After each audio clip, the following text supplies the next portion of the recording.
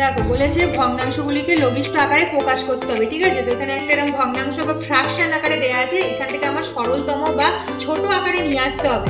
তাহলে কি করছি দেখো, প্রথমে আছে 63, সব আমি ভেঙে ভেঙে একদম ছোট করব।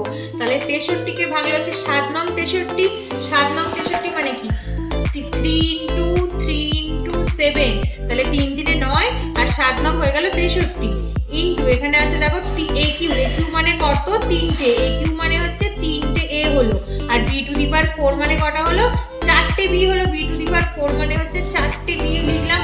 তাহলে 3টে এ মানে একিউ আর 4টে বি মানে B to the power 4 by নিচে দেখো নিচে 77 মানে কত 7 × 11, 7 11 77, তাহলে 7 × 11 হলো ইনটু 5টা বি, একটা দুটো তিনটে চারটে 5টা বি হয়ে গেল, ঠিক আছে।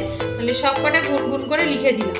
দেখো সব কটা নিচে হলো 7 11 77 আর এই হলো 5টা বি, তাহলে উপর নিচে পুরো ভেঙে দিলাম। এবার কাটাকুটি করে দেবো, কি কি কাটছে দেখো, এখানে একটা 7, এখানে একটা 7 কেটে গেল, আর এখানে দেখো একটা দুটো তিনটে চারটে, ওপরের 4টে বি এর সাথে নিচের একটা দুটো তিনটে চারটে 4টে বি কেটে গেল, কিন্তু এখানে কোনো এ নেই, এ কাটছে না। তাহলে কি কি পড়ে থাকছে সেটাই লিখে দেবো, 3 3 9 আর একটা দুটো তিনটে মানে এ কিউ বাই নিচে হচ্ছে তোমার 11 আর এখানে একটা বি পড়ে আছে দেখো বি।